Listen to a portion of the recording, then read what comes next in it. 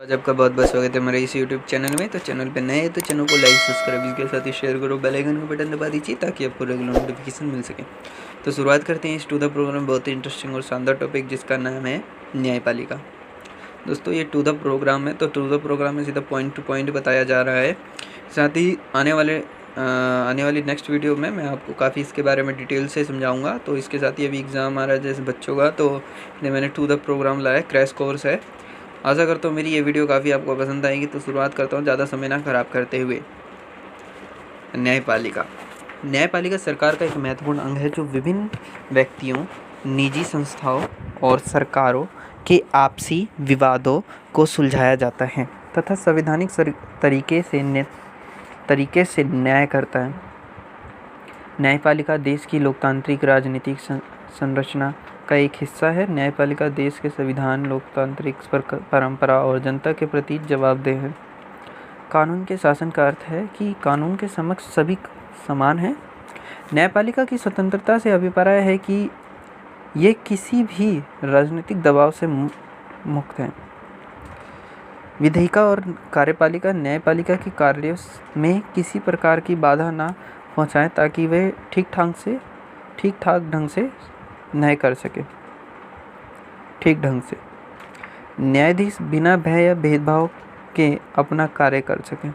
न्यायपालिका विधायिका या कार्यपालिका पर वित्तीय रूप से निर्भर नहीं है।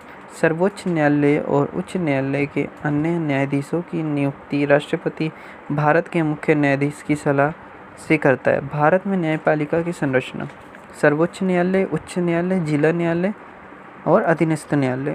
भारतीय न्याय प्रणाली में सबसे ऊपर सर्वोच्च न्यायालय तथा सबसे नीचे के स्तर पर अधीनस्थ न्यायालय होते हैं। सर्वोच्च न्यायालय जो दिल्ली में है, सुप्रीम कोर्ट। सर्वोच्च न्यायालय का अधिकार: क्षेत्राधिकार, मौलिक क्षेत्राधिकार, रेट संबंधित क्षेत्राधिकार। रेट के बारे में मैंने डिस्कस करा था, आर्टिकल 32 संवैधानिक उपचारों का, जिसे संविधान की आत्मा भी कहा जाता है। अपीलीय क्षेत्राधिकार, पब्लिक लीगल इंटरेस्ट, बहुत बार आपने सुना होगा। सलाह संबंधित क्षेत्राधिकार, अभिलेख अधिकार, न्यायालय। न्यायिक सक्रियता: सार्वजनिक हितों की सुरक्षा हेतु न्यायपालिका द्वारा महत्वपूर्ण सक्रिय भूमिका निभाना न्यायिक सक्रिय कहलाता है। भारत में न्यायिक सक्रियता मुख्य साधन जनहित याचिका या सामाजिक व्यवहार याचिका रही है। न्यायिक सक्रियता का सकारात्मक पहलू: 1979 और 80 के बाद जनहित याचिका और न्यायिक सक्रियता के द्वारा न्यायपालिका ने उन मामला में रुचि दिखाई जहां समाज के कुछ वर्गों के लोग आसानी से अदालत की शरण नहीं ले सके। इस उद्देश्य की पूर्ति हेतु न्यायालय ने जनसेवा की भावना से भरे नागरिक, सामाजिक संगठन और वकीलों को समाज के ज़रूरतमंद और गरीब लोगों की ओर से याचिकाएं दायर करने की इजाज़त दी। न्यायिक सक्रियता से न्याय व्यवस्था को लोकतांत्रिक बनाया और कार्यपालिका उत्तरदायी बनने पर बाध्य हुई। चुनाव प्रणाली को भी ज़्यादा स्वतंत्र और निष्पक्ष बनाने का प्रयास किया। चुनाव लड़ने वाले प्रत्याशियों को अपनी संपत्ति, आय और शैक्षणिक योग्यताओं के संबंध में शपथ पत्र देने का निर्देश दिया ताकि लोग सही जानकारी के आधार पर प्रतिनिधित्व का चुनाव कर सके। न्यायिक सक्रियता का नकारात्मक पहलू: न्यायपालिका पर काम का बोझ बढ़ा। न्यायिक सक्रियता से विधायिका, कार्यपालिका और न्यायपालिका के कार्य के भी अंतर करना मुश्किल हो गया, जैसे वायु और ध्वनि प्रदूषण दूर करना, भ्रष्टाचार की जांच व चुनाव सुधार करना इत्यादि विधायिका की देखरेख में प्रशासन को करना चाहिए। सरकार का प्रत्येक अंग एक दूसरे की शक्तियों और क्षेत्राधिकार का सम्मान करे। न्यायपालिका उन समस्याओं में उलझ गए जिसे कार्यपालिका को करना चाहिए।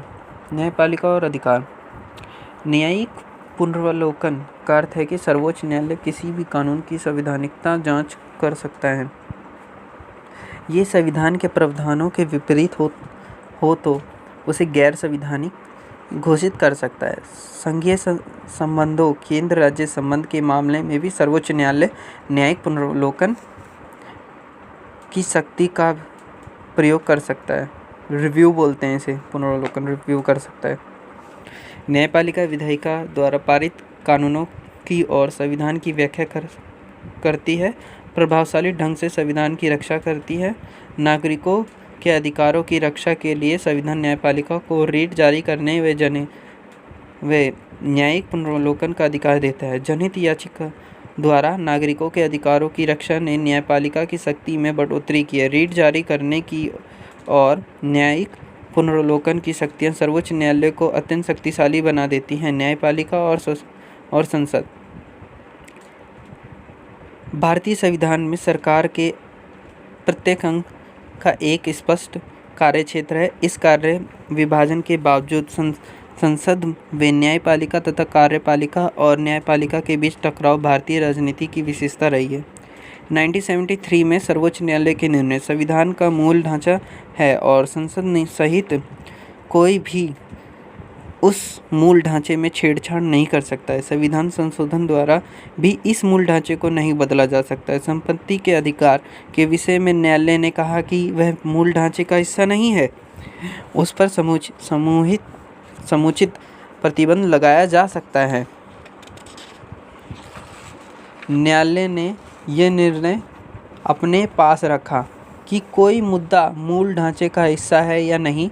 यह निर्णय संविधान की व्याख्या करने की शक्ति का सर्वोत्तम उदाहरण है। अनुच्छेद 137 के तहत उच्चतम न्यायालय को अपने द्वारा चुने गए निर्णय या दिए गए आदेश का पुनर्वलोकन करने की शक्ति है। संविधान ऐसी दो विधियों का वर्णन करता है।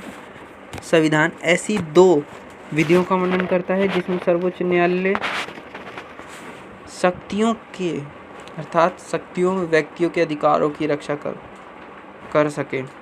न्यायालय की शक्ति और न्यायालय की जो शक्ति है उसकी रक्षा कर सकते हैं तथा जो व्यक्ति अपने अधिकारों की रक्षा के लिए न्यायालय की है उनकी भी रक्षा कर सके। रीट जारी करना, न्यायिक पुनर्वलोकन। तो दोस्तों ये बहुत ही इंटरेस्टिंग और बहुत ही शानदार टॉपिक था। आशा करता हूँ मेरी ये वीडियो आपको पसंद आएगी। तब तक के लिए मैं नेक्स्ट वीडियो में मिलूँगा एक नेक्स्ट टॉपिक के साथ। तब तक के लिए जय हिंद, जय भारत।